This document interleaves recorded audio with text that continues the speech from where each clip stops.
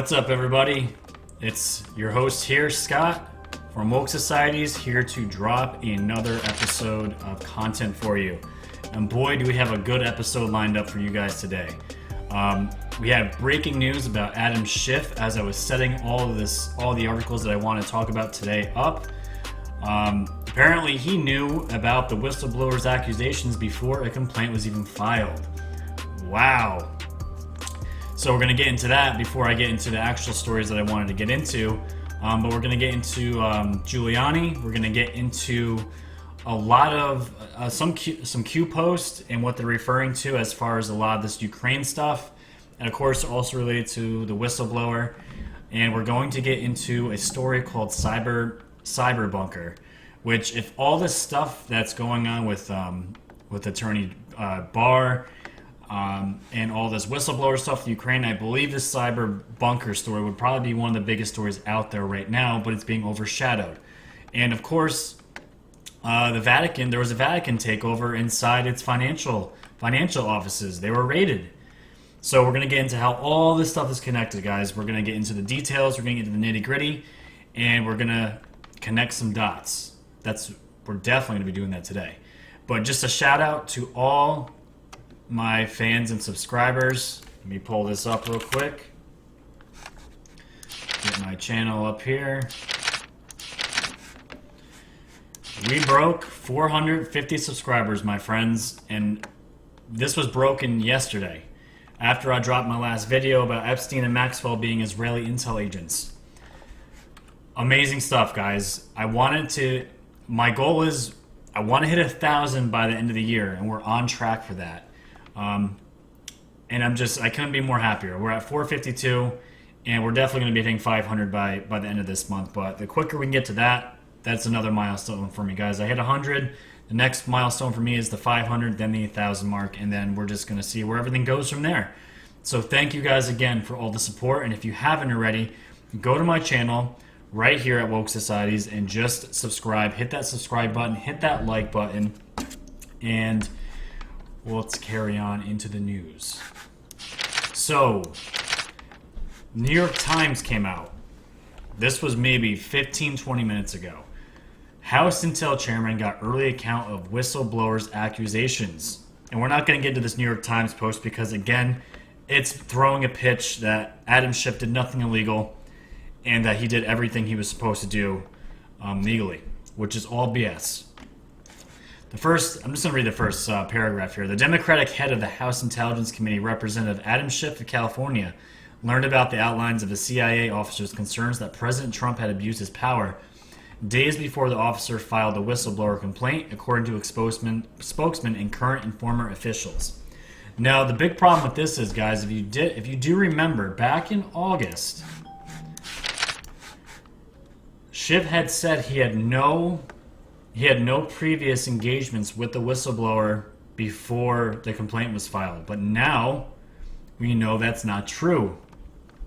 House Intelligence Committee Chairman Adam Schiff previously claimed his panel had not spoken directly with a federal bureaucrat alleging wrongdoing by President Donald Trump regarding Ukraine. Yet a Wednesday report reveals he received an early account of the allegations from a committee staffer who spoke to the so-called whistleblower. Crazy stuff. And this quote here from Benny, let's read it. So let me get this straight. Schiff got a heads up from whistleblower before he filed this complaint.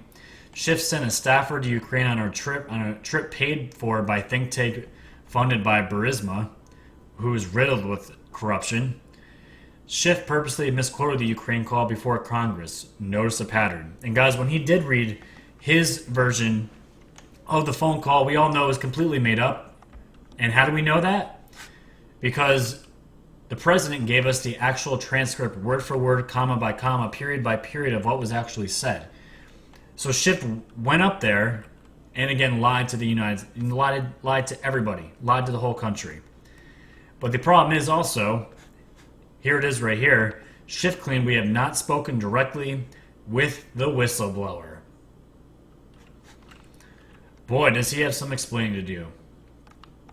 And all this purposely happened before the complaint was filed on August 12th. However, in what appears to be a direct contradiction of the Times report, Schiff told MSNBC Morning Joe, September 17th, we have not spoken directly with the whistleblower. So it wasn't August, it was September. But either way, he's caught in a huge lie right now. And like I said, he's got some explaining to do. And if you guys haven't noticed today, Trump's been in a press conference, and this news broke in the middle of the press conference while Trump was owning the media, even before that, which was great. But let's see what Trump had to say about this breaking news real quick.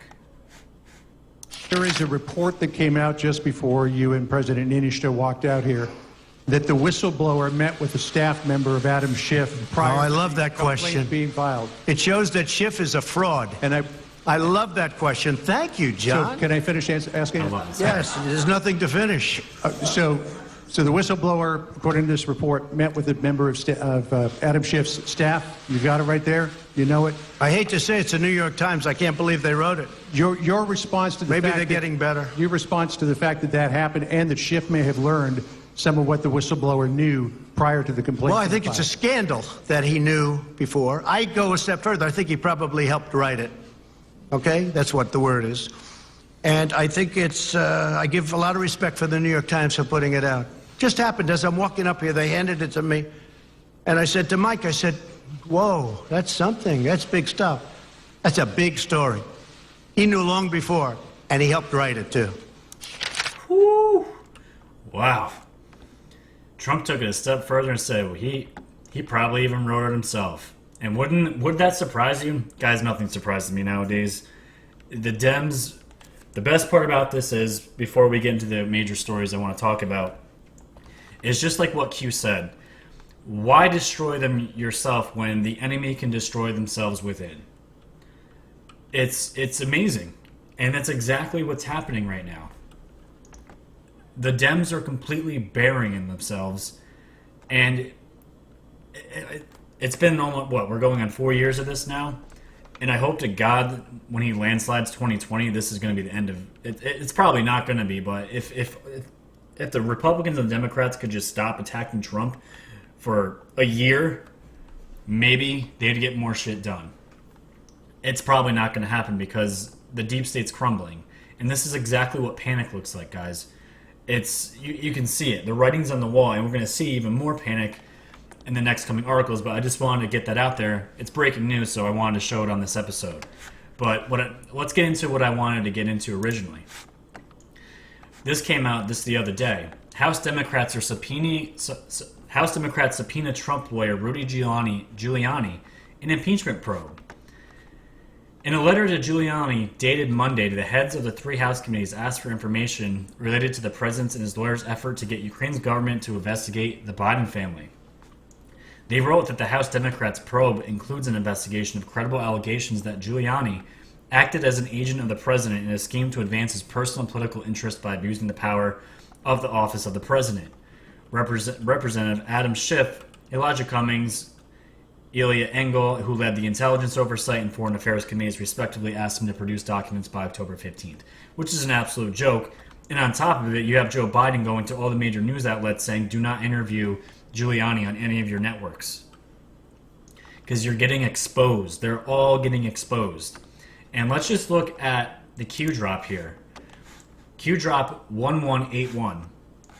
Rudy Giuliani and Weiner/Aberdeen laptop insurance file. And this was back in April 19th of 2018. It says Rudy, New York City, relationships high, insurance file, quiet until now, join POTUS's legal team, direct discussions available now with Mueller, enjoy the show. And now the reason why I bring this up, guys, is because I believe Rudy was brought in way earlier than what the media was reporting, even what we knew. Actually, we did know, but nothing was really, it wasn't being reported on. So my thing is, everyone saw what happened with the Mueller report, right? He didn't indict Trump at all. He couldn't. And I believe whatever was, on this laptop, Rudy knows a lot more than what's being shown. And they also know everything, that the whole thing was a hoax. Mueller had no room to bring down Trump, and he knew he was screwed. And I believe Rudy had discussions with Mueller and said pretty much like, you're not going to do anything. You're just going to go up there. You're going to be the sacrificial lamb, and then you're going to move on. And we'll see what happens. And again, they never thought she would lose. Careless. And again, Q writes, we have everything. How can we use what we know? And that's going to be what the title of this episode is. How can we use what we know? How do you legally inject and make public use as evidence? What are you witnessing unfold? Trust the plan. And we know Q's been down since around the beginning of August, and there's nothing to be discouraged about because everything they're talking about is coming to fruition right now. And you can see it right here. Now, right now, guys, the Ukraine is the bee's nest. Trump is squashing, destroying that bee's nest, and it's getting everybody in a frenzy. And all this information is coming out now about Ukraine, especially the Burisma story involving billions of IMF and U.S. funds looted and lost by bank connected to Burisma Holdings. And if you guys don't know what IMF is, because I looked it up, I didn't know what it was. If I don't know something, I just look it up.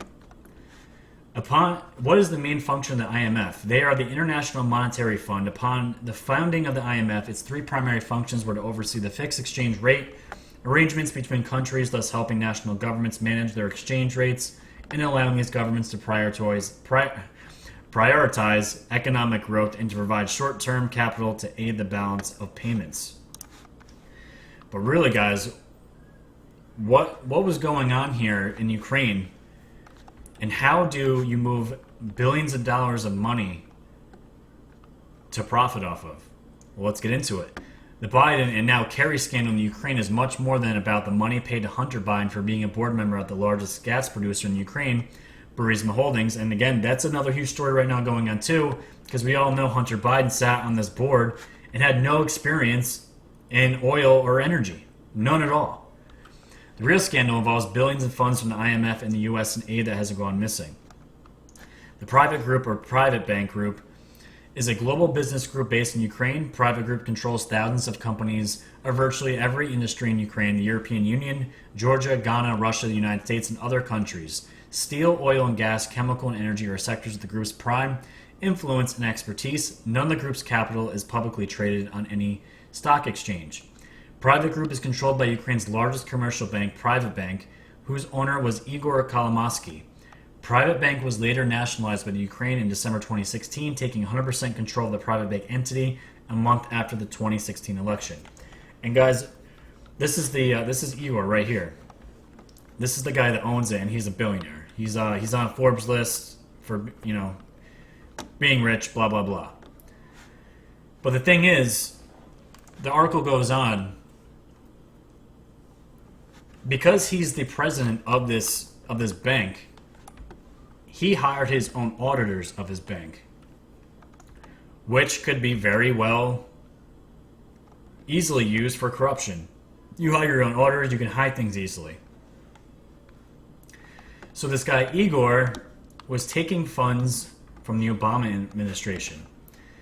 His private bank is later revealed to be a recipient of billions of dollars of IMF funds. Kolomoisky is believed to have looted those funds. At one point in time, Kolomoisky had been placed on a U.S. government visa ban list due to his questionable business practices. However, shortly after Archer Devon and Hunter Biden joined the board of Burisma, that ban was mysteriously lifted, and there has been no investigation into these missing funds. Where are the billions of dollars that went missing in the Ukraine? What do Obama, Biden, Kerry, and their children know about where the money is, and are they connected? And of course they're connected. They're all connected, guys.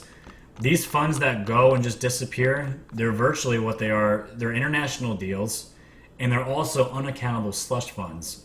And what they do is they funnel these monies back into their own pockets, and they sell themselves out to countries like Ukraine and also like China.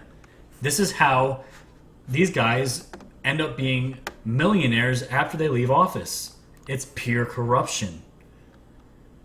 Pure corruption. And this bank is in the middle of all of it. So let's look. Author Peter Schweizer drops Biden corruption documents, shows Hunter involved in sale of U.S. company to China with potential military applications. Author Peter Schweizer from the Government Accountability Institute joined Fox and Friends on Monday, morning to discuss the Biden's family massive pay-for-play scandal. Schweizer is author of the book Secret Empires, detailing the vast corruption of the Washington, D.C. elites. Schweizer is an expert on the Biden family billion-dollar pay-for-play scandals with Ukraine and China. Peter Schweizer told the Fox and Friends host he is releasing new documents today on Joe Biden's pay-for-play scandal with China. The Biden campaign, I'm going to read these three points here because they're very important. The Biden campaign, for example, has tried to create the impression that Hunter Biden was only passively involved in a controversial billion-dollar business venture with China when his father was vice president. Our research shows otherwise. And let me just bring up my other notes here. Very good. The narrative suggesting that Hunter Biden and his partner played only a passive role at the Chinese firm is simply false. This document shows Hunter Biden was on the board of directors of the investment firm directly managing a $1.5 billion fund. His business partner, Devin Archer, was vice chairman and sat in the company's investment committee. These are not merely advisory roles. And guys, it's funny because the mainstream media is spinning this right now that Hunter only got a few $100,000 from this. It's really not anything to look at.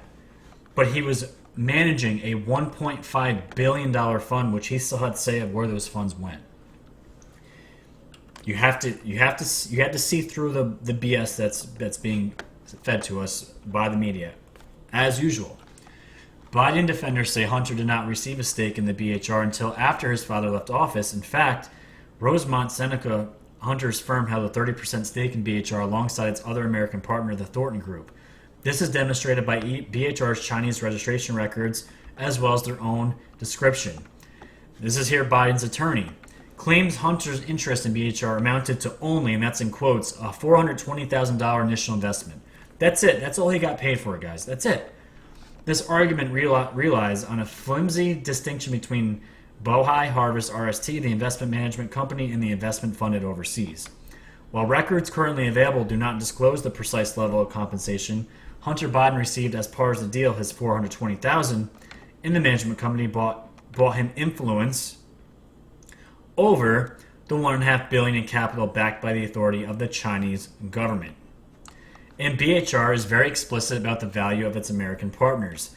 BHR, with its unique mixed ownership, combines the resources and platforms of China's largest financial institutions and the networks and know-how of our U.S.-based investment fund and advisory firm shareholders. The Chinese investment entity with which Hunter Biden had teamed explicitly states the value, the networks, and know-how that came with partnering with the vice president's son and his partner, Devin Archer.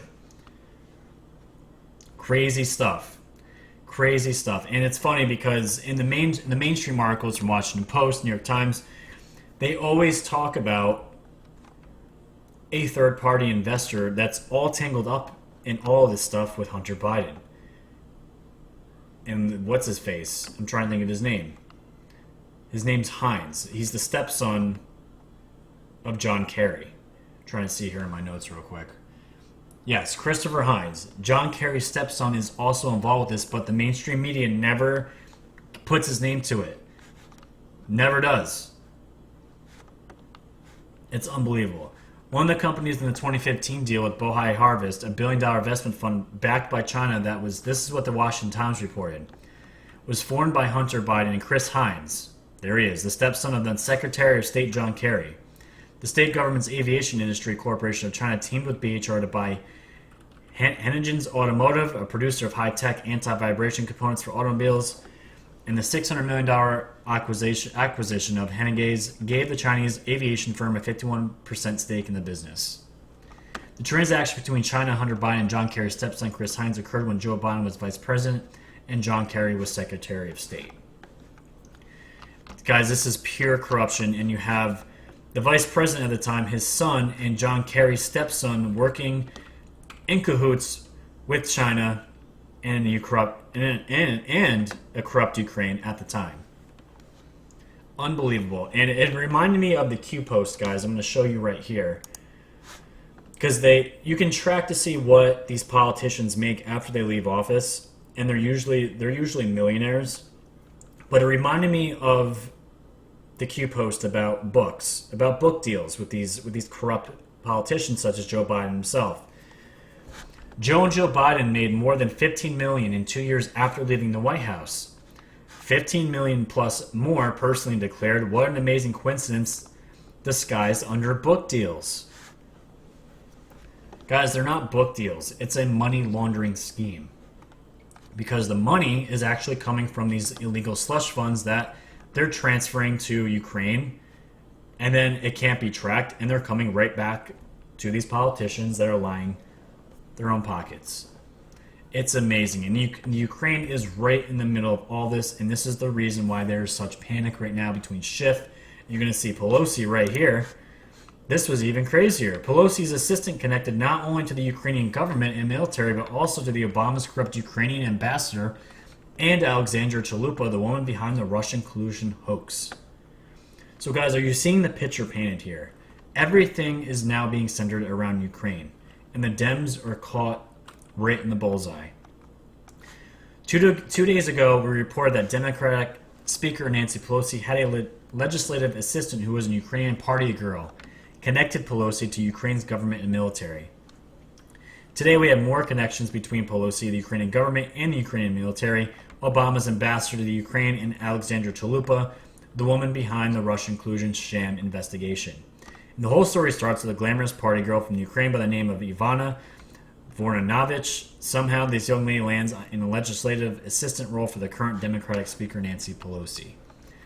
And guys, the article keeps going. Again, I'm going to link all these articles in my show notes, and you can see the connections here. I'm not going to go into this entire article for time's sake, but the bottom part here, Speaker Pelosi is no innocent bystander in the latest hoax to remove President Trump from office, the Ukraine hoax. Pelosi is a card-carrying member of impeach Trump, and no doubt has been planning the latest hoax for some time. And again, guys, it's all this stuff's been planned. This isn't just, oh, we're going to impeach him on things that are just coming up. No, these are traps that the Dems are poorly setting up, and they're actually screwing themselves and destroying themselves in the process.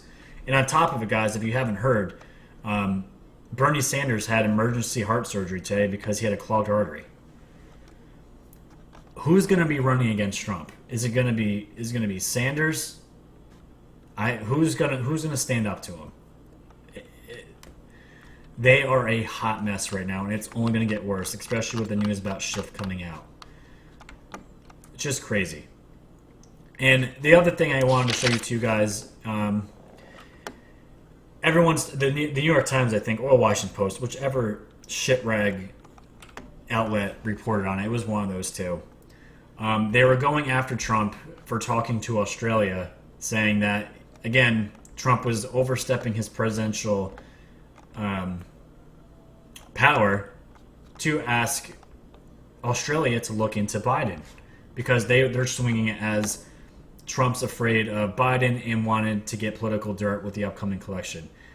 Trump doesn't need anything on Biden. It's all out there. There's a video of him stating that he was going to withhold billions of dollars from Ukraine if the prosecutor from Ukraine that was investigating his son wasn't fired.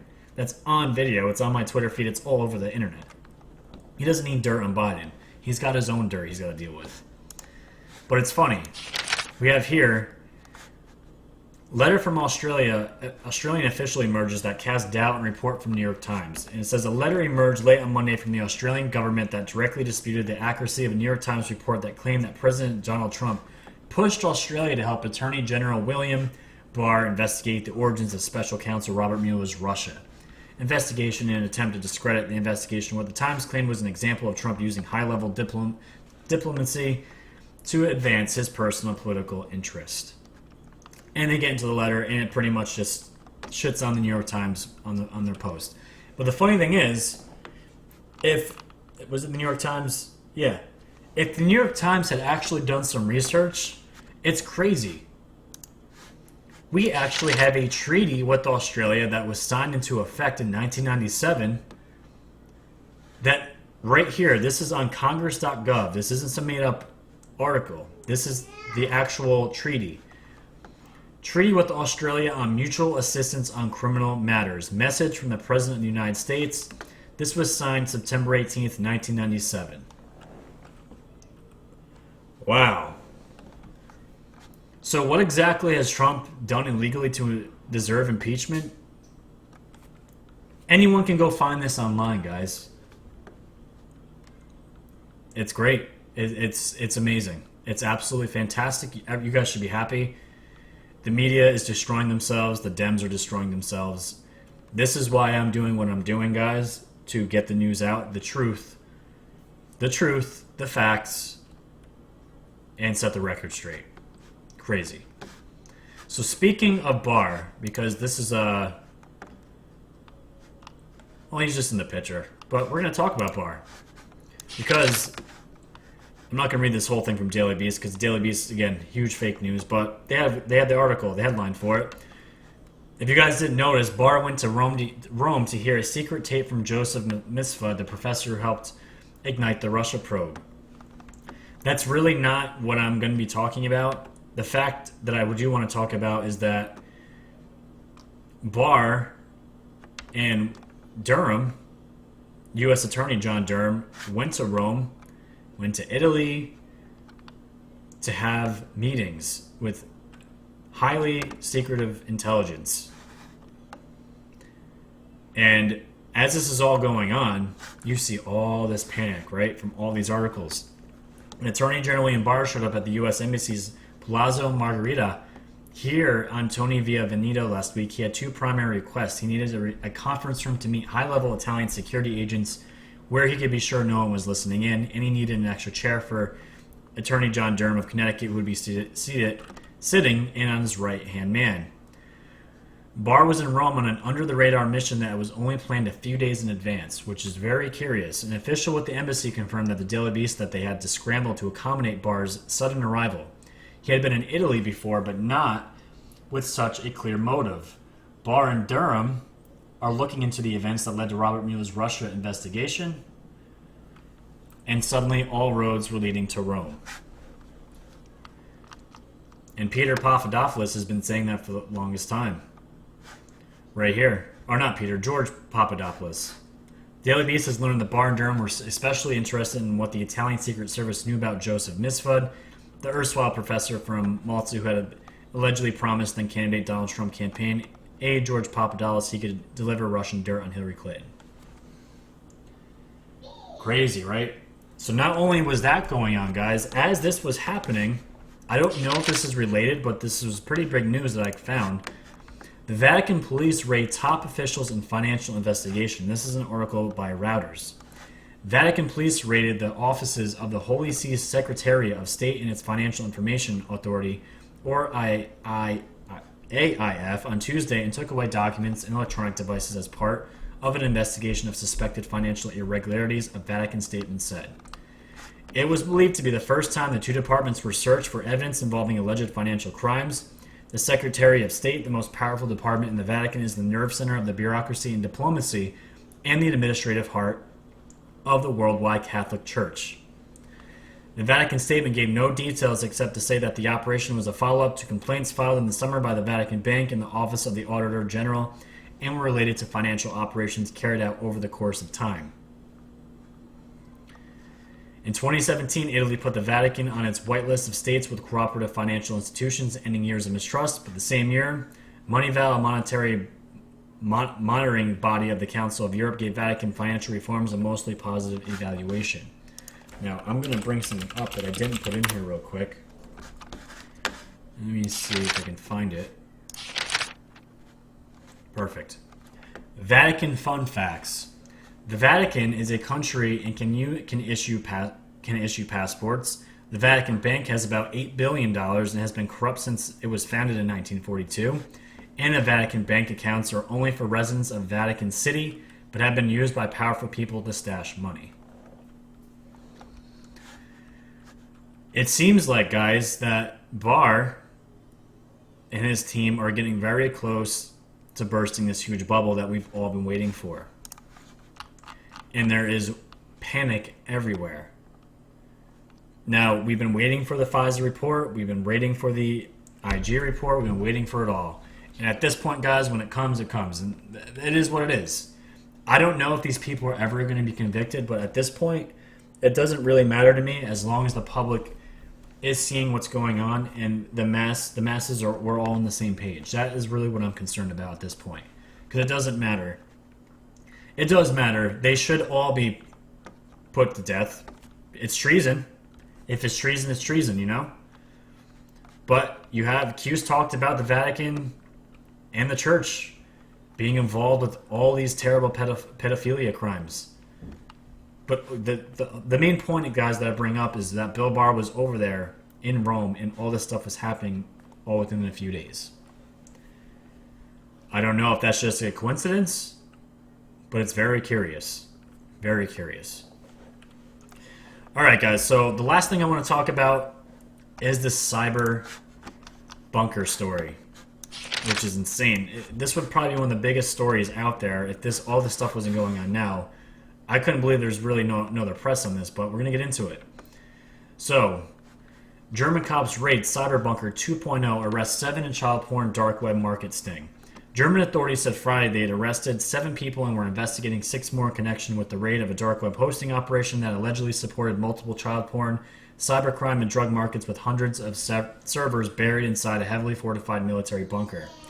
Incredibly, for at least 2 of the men accused in the scheme, this was their second bunker-based hosting business that was raided by cops and shut down for recording and supporting illegal activity online.